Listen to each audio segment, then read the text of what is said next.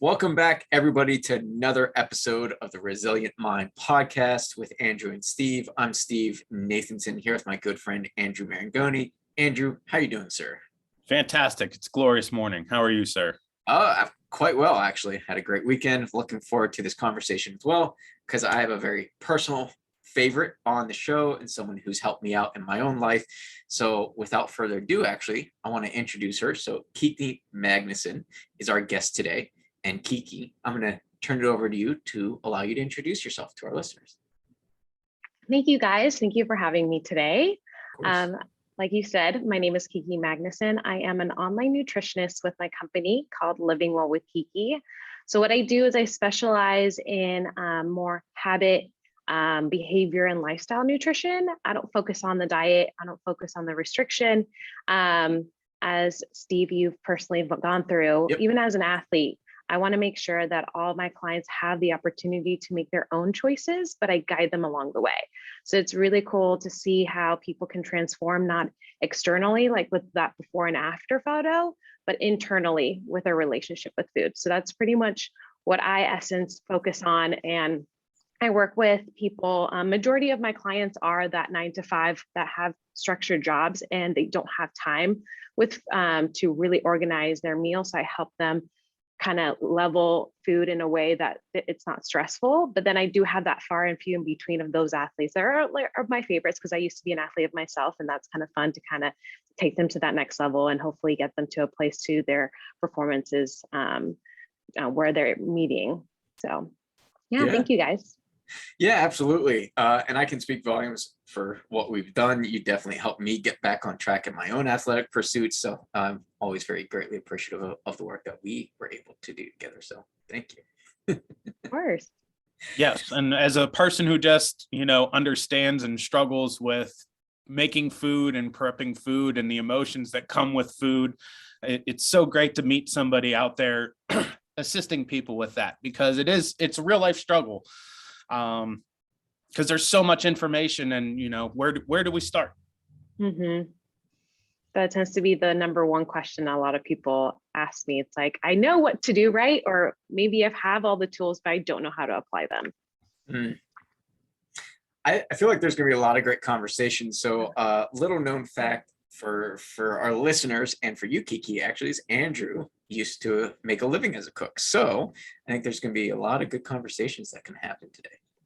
Right. And, the funny thing about that is that previous experience actually was a big contributor to my struggle with weight, because I looked at food as an experience and, something that I really enjoyed thoroughly, and was really hard to kind of separate that from like proper nutrition and like what I need.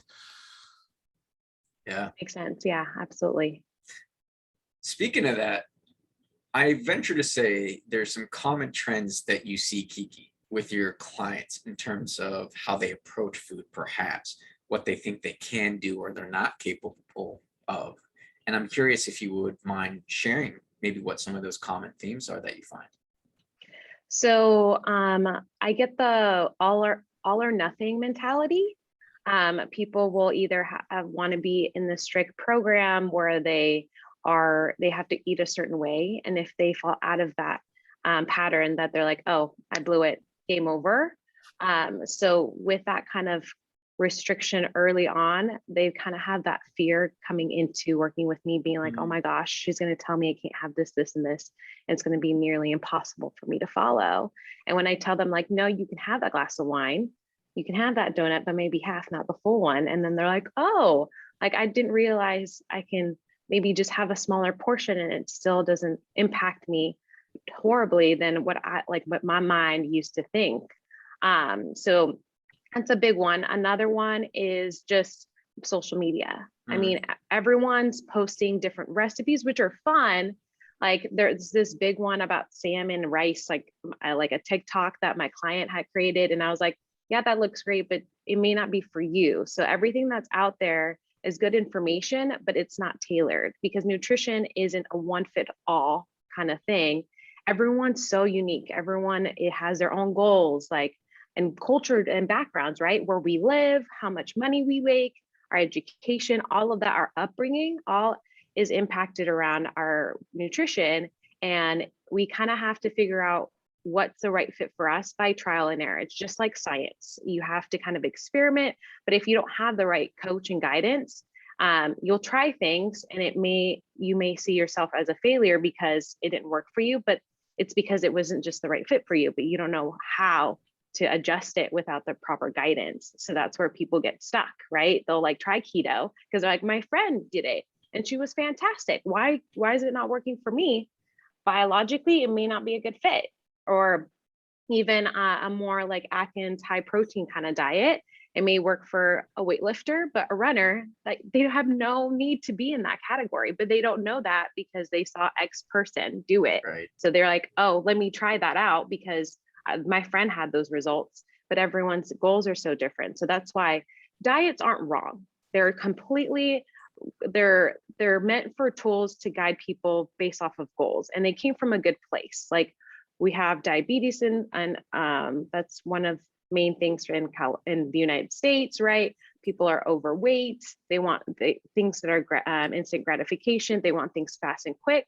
So these programs were created to help people fix the problem, which is the weight. However, the problem with that is that if you don't tailor based off of people's like biology, their structure of their lifestyle, whatever, people have certain cravings and stuff like that. If you don't tailor it and customize it, that's where people crash and fail pretty much. Yeah. There are so many questions I want to ask you, so I will do my best to Absolutely. do it one at a time. I love a lot of what you brought out because there's so much truth in it. And one of the things that Andrew and I've talked about on an earlier episode is the word diet, I feel, gets a bad rap. And it just technically refers to everything that we eat is considered a diet. But to your point, well, I go on this diet, I can't eat that, or I can't eat this, or it's restricting this. And then I tried this, but it didn't work. So I'm never going to be able to do it. A lot of what you said, I think, comes back to that mentality that you brought up. So I'm actually curious on the mental side. Do you find that that's a lot of what you do with your folks as well? Majority, yes. So I actually use diet. I've heard this was a long time ago, but it's actually in my signature when I email people, I define it as developing intelligent eating techniques. So I like that way of like that definition of what diet is versus a restriction, right? So like anytime I talk to clients about, or even people about what I do, I obviously try to not use diet as a word, but it's really techniques for learning how to eat better. But I always incorporate some sort of psychological component with my clients.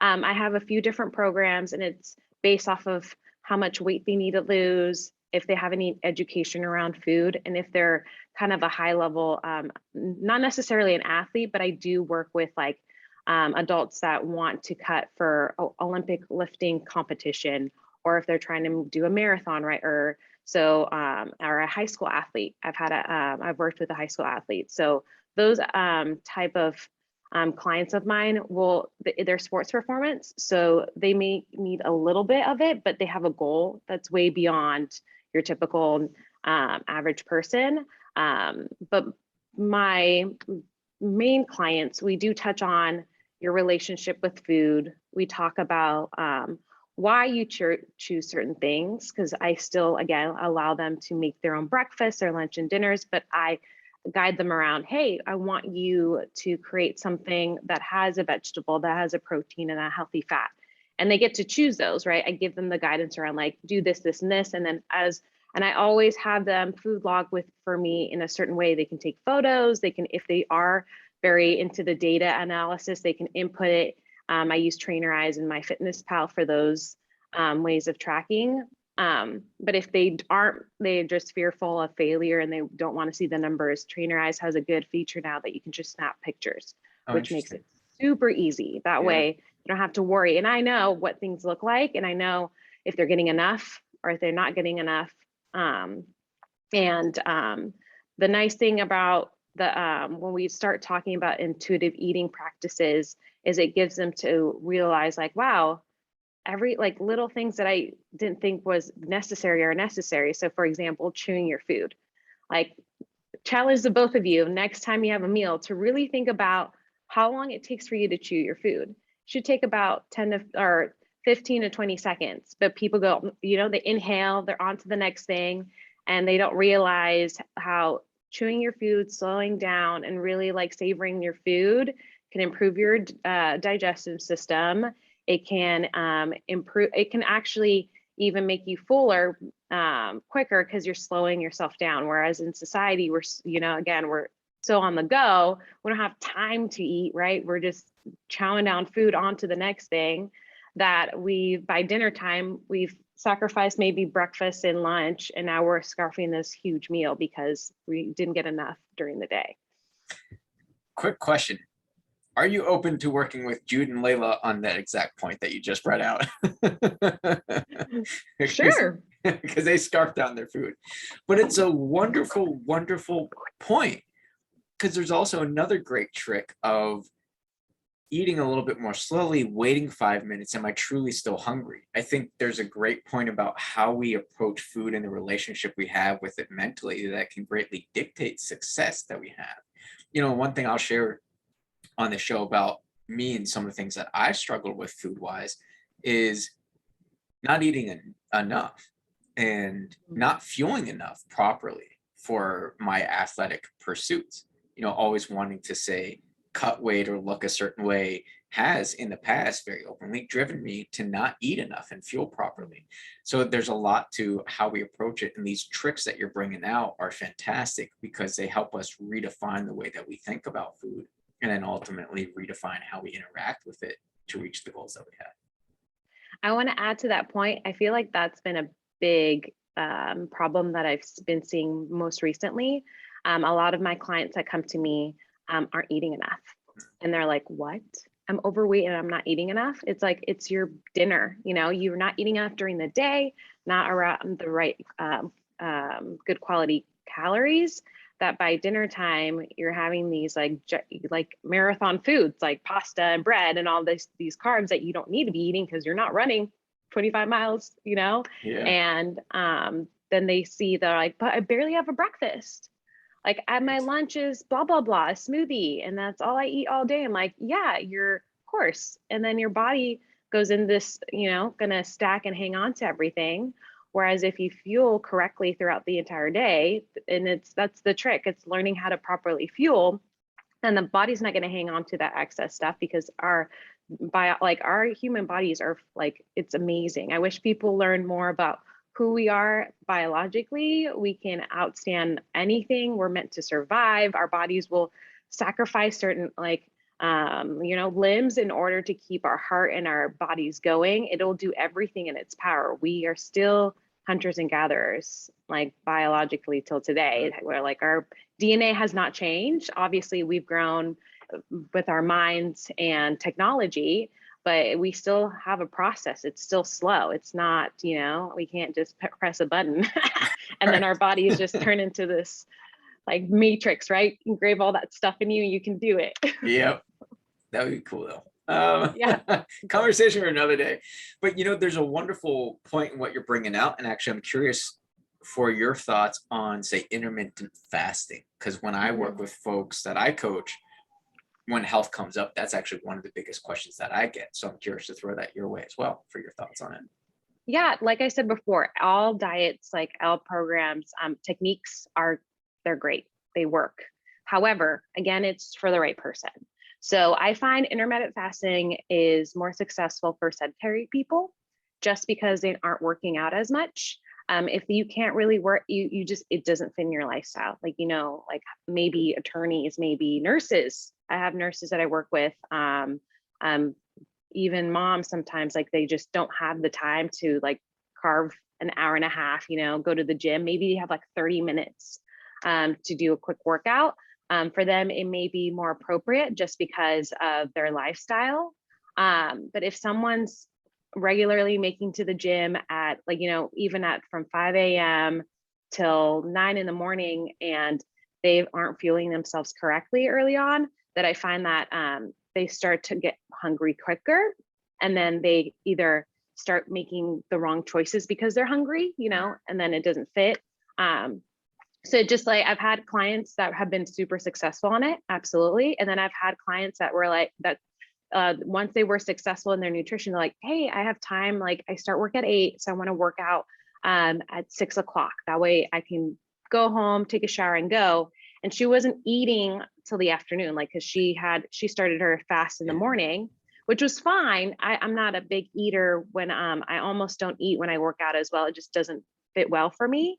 But right after my workout is when I'm hungry, but she was pushing that out even further. And so by lunch, she's like, oh my gosh, I need to eat. So it's like, we tweaked it and made her have a smoothie, something lighter in the morning. So that's where that customization happens. So, I mean, it's definitely works. Like in social media, I do see a lot of people, a lot of like nutritionists too, that are kind of extremists. One's on one end being like, absolutely don't ever do it. It's the wrong thing for everybody. And then other people are like, no, it's fantastic. Everyone should do it. I'm kind of that in between where I'm like, I think it's good. It has to be right for the right person. And honestly, the only way you're going to know is by trying it. If it works for you, fantastic. If it doesn't work for you, then all right, now you know. Yeah. Thank you. Appreciate that. And it's a common question, and it's interesting because to your point, I tend to fall more towards, I think, the first category, but most of the people I work with tend to be more active, who are not hitting the nutrition they need, say in the morning, because they're burning all those calories, and then they're maybe eating very small amounts and then waiting until say nighttime to have one massive meal, which, something you brought out. So I think it's a wonderful point. And you're right. There's a lot of things that come down to, is it truly right for this person? Is it truly right for you? And helping understand what that is, but being open to that process as well, I feel, to figure that out. And with that in mind, I'm curious, besides what we've already talked about, is there anything else that stands out to you that you help your clients be more resilient around?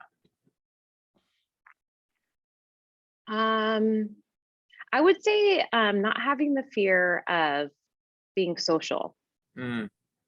Because when people work with me, they're like, okay, great. I can't hang out with friends. I can't go out to birthdays. Like my favorite excuse, Thanksgiving and Christmas. I'll work with you after that. It's like, did you guys know that comes every year? Like it's on the calendar.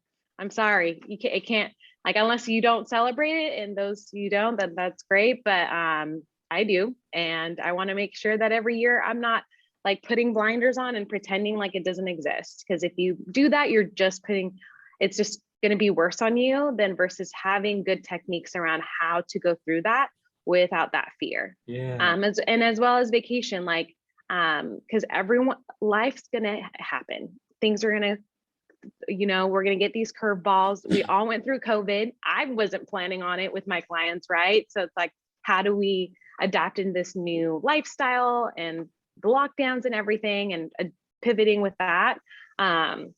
So with the holidays, I find that clients that work with me are the ones that really start to love and look forward to it.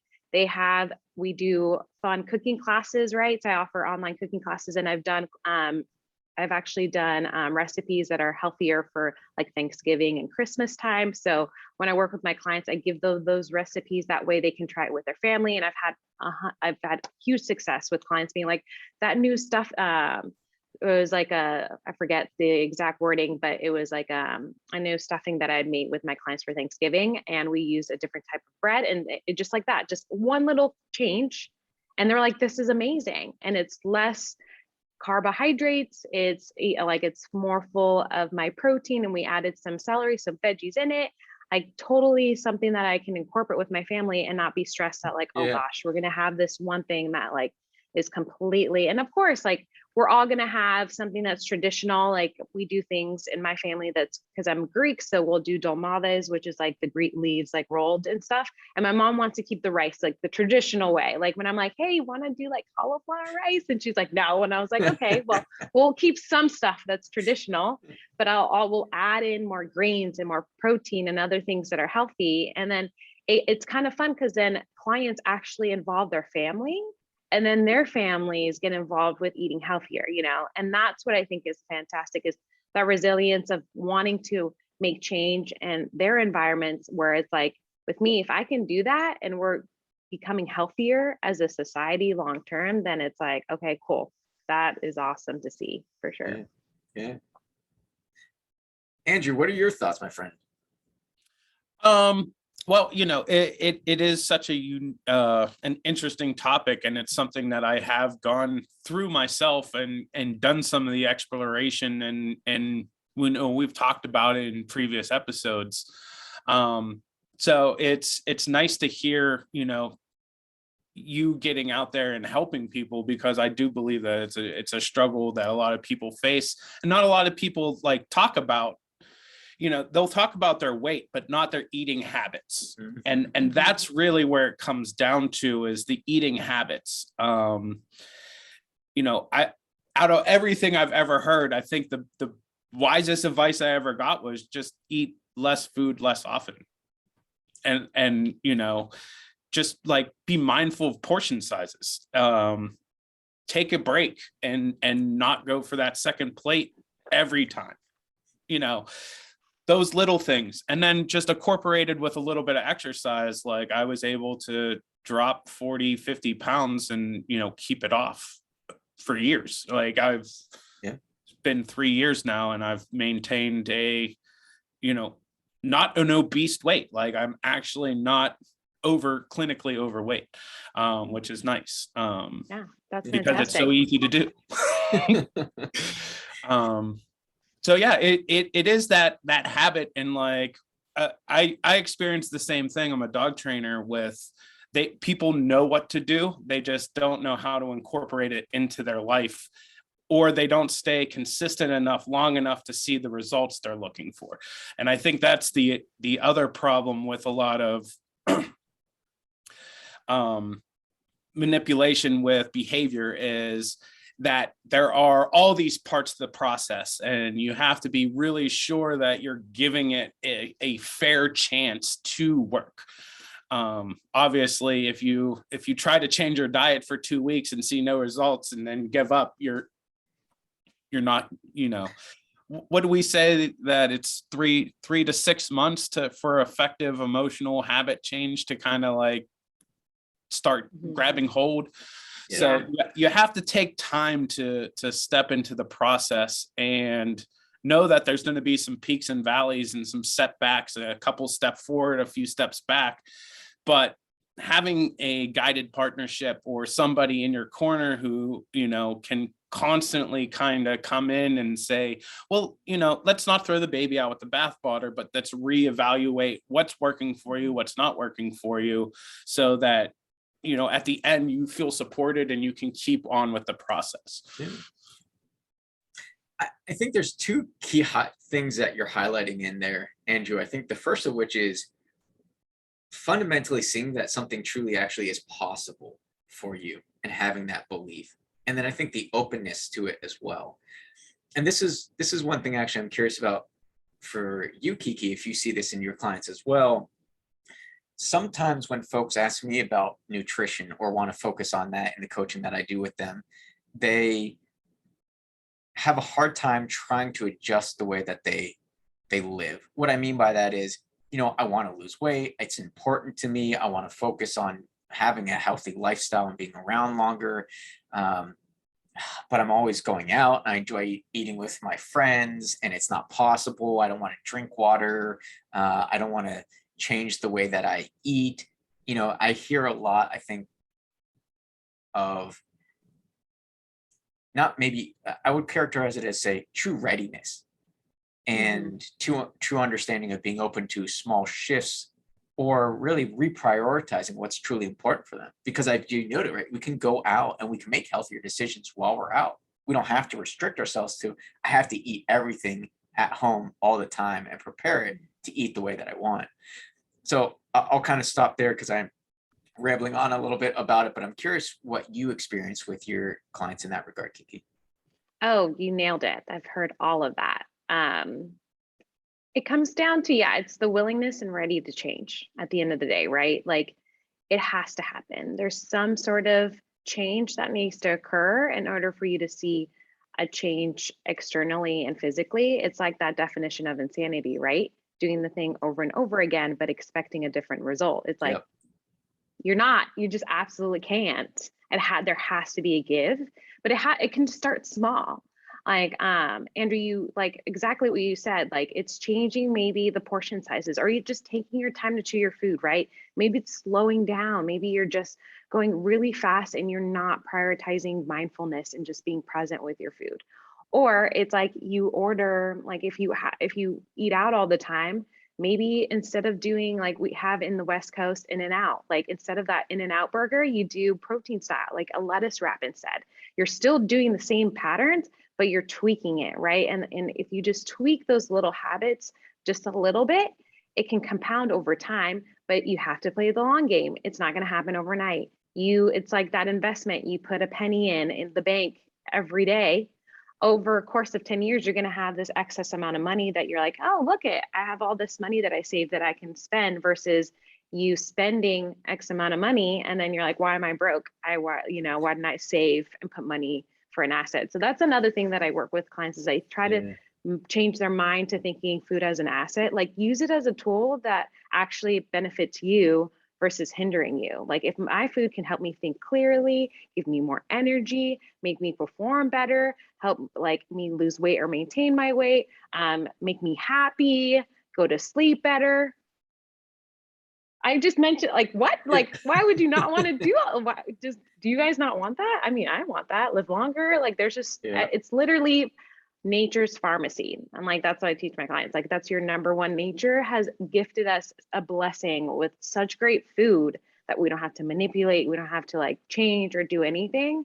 And if you can just stick to more of a whole food style, if you eat out, try to get those whole foods as often as you can. And and then enjoy those little extra things that we may not that we've created as human beings. But just making those small changes over time can really make a difference. But it takes time, it takes practice, it takes commitment, and it's not me. And it's again, not making a huge like big change, because that's the biggest challenge I see people do too. They like take on a lot. They're like, okay, it's Happy New Year, right? I'm gonna go to the gym 5 days a week. I'm gonna drink my water. I'm gonna go to bed on time, and I'm gonna meal prep all my meals. Right. And now by week 2, they're like, oh my God, I have no time for that.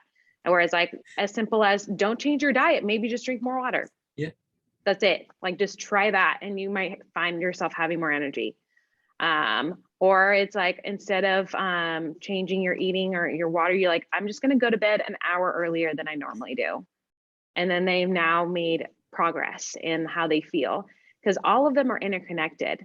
Nutrition is very influenced to your water consumption, to how you sleep, how you think. Everything's all interconnected. And if you have that motivation to work out, then you have motivation to drink more water. You know, there's that that's the catalyst of everyone. So it can, and if whoever's listening to this, if they're like, oh my gosh, that my nutrition is just not something I can change, I like recommend you, maybe it's just your water, right? Or maybe it's parking far away and walking to the building if you're working, if you're back in working in an office, or if you're grocery shopping, like park far away and then trick yourself into walking a little bit further, or taking the stairs versus the elevator. If you start those little habits without adding more to your day, then you'll start noticing like, wow, I'm feeling better. I'm noticing a difference in my day, or like, whoa, I just lost a few inches without even trying. That's awesome, you know? Yeah. So much universal truth there in taking it one small manageable step at a time that builds confidence, that makes it then easier to create additional changes as well. Because once you've kind of been able to go on that journey, it's easier to implement additional things like, oh, maybe the meal prep comes Sunday after I've mastered maybe sleeping a little bit more, and now I'm less tired. And you know, one other thing that I think you're really bringing out in that as well really does start with that mindset. And I feel fundamentally embracing, where am I now? And then just being okay with that. Because if I embrace the fact that, you know what, I still want to go out and be with my friends and eat out, that's okay. once we truly understand where we are and we embrace what it is that we want, it makes it so much easier to actually embark upon this journey, because now we're not fighting against ourselves. Where I, it's never going to be possible because I shouldn't be going out and I shouldn't be eating this, but I don't want to do that. And now I'm going to be upset for multiple reasons. Mhm. So there's a lot of mental things that go into it, as you've highlighted. So really, really appreciative of that. Yeah, and then just to add to that too, is Yeah. just being those that have the mindset is just being open, Yeah. willing to try new things. I work with people that are picky eaters too, so I get it. But if they're willing to try a new recipe, willing to try like just a different approach to, like, you don't have to always get a salad when you eat out, you can have different things too. But if you can just switch up little things here and there, um, that you a lot of people won't notice it. Everyone thinks like, oh, if I order something, all my friends are going to notice. They're only noticing what what they're ordering too. Everyone cares about what they're ordering, but they're not really caring about everybody else. So you're only making it awkward because because you're the one who thinks it's awkward. Nobody else is thinking that. But just those small changing, and if you have that curiosity mind, you're willing to learn, you're willing to really adapt. It's 100% possible for anybody. If you are narrow-minded, you're in this fixed mindset, you're not in that growth mindset, then of course you're always going to feel like the victim. You're always going to feel like it's never working for you, that you're always going to think that it's a failure. Whereas all these obstacles, and that's the other thing too, and I'm sure you guys see it with your work, is that this is how we can adapt and we can grow as an athlete, right? You're not going to win all the races in the meet, like with me when I was a track athlete, all the meets that I ran. But every time I didn't do well, my coach would be, okay, let's regroup. Let's figure out, maybe you went too fast at the start. You need to like pace yourself here in the turn, and let's try that. And by having that past performance that didn't go so well, allow me to get better at the next performance. Same thing as a team, right? When they go out and play a game, they're not going to win all their games, but through those losses, they can regroup and understand how to improve. Same thing with nutrition. It sounds weird, but clients need to fail. That way they can understand their habits, and that way they can understand, like, okay, maybe this isn't a good restaurant for me to go to because I will always choose blah, blah, blah. I'm like, okay, let's figure out another place to go. And maybe this is your birthday restaurant, like you figure out the ones that you're really good at and the ones that you're not so great at, and you work within that. And through those obstacles and challenges is where we can grow. We can like learn about our personalities a little bit, how we think and all that. But it takes going through that, but not, we don't like going through that. We don't like being told that we failed at something or we ate something that we shouldn't have. And that's where I tell them, no, like, it's good. Like, I want you to unpack that a little bit. I want you to think about how that made you feel. Yeah. And if in that moment you're like, yep, totally meant, I needed that. I'm like, okay, great. When you're in that moment again, do you think that we can make a certain adjustments? If like, nope, I'm like, okay, well then now we need to kind of reframe your whole day if that's something that you want to have forever, Yeah, it's fair. I mean, I say this a lot with my clients, and it's a great point that you've illustrated, is if we've never fallen short or done something we regretted or wish we had done something better, we'd have nothing to ever learn and grow from and to create that drive to be better. So I think it's a beautifully illustrated point. And one maybe tack on question to that, kind of coalescing everything that we've talked about today, Andrew and I love to ask this question about, what does a transformative world look like to you? So I'm curious, with the work that you do, with your folks, what is the ideal world that you want to create and live in with them? Oh, that's an interesting question. I don't think I've ever had that really, like, to think about that. But what pops in my head is just people being happy and healthy, people being free from disease and pain, and really being free from the stigma of they can't eat what they don't want to eat. So I just see nature being beautiful, people walking around, and it just being this like really peaceful place. Society isn't perfect. So I feel like if we can at least get to somewhat of a closer, the next generation of being a little bit better than where we left it, that in my book is we're winning for sure. Yeah. Excellent. Andrew, what else do you have for us today, my friend? Oh, it was so good, because I love this saying is, let's just leave it a little bit better than how we found it. If every human being took that responsibility up, I think we could have a transformed world. Is just let's do whatever we're doing to the best of our ability, and step into that and see what a difference it makes in the world when 3% of the population shifts to that. I mean, I know there's so much unseen resilience and strength building in the human race. One of the reasons why I don't think it's shown or seen as much is because it's not, it doesn't sell as well as crappy news. Yep. And media is definitely something that's about making money. It's not always about informing people. It's about invoking emotion in people, whether it be good or bad. It's about tapping into that emotion. So I fully agree. I would love to see a transformed world where, everyone took a little extra step to do a little bit more to leave this place a little better than we found it. But it takes time, and I do believe that we are on a tipping point where that is happening. People are fed up. People are fed up with the way we work. It's the way we live. We're too busy. We're overworked. We're overstressed. All those things kind of play a role in this, very much the same.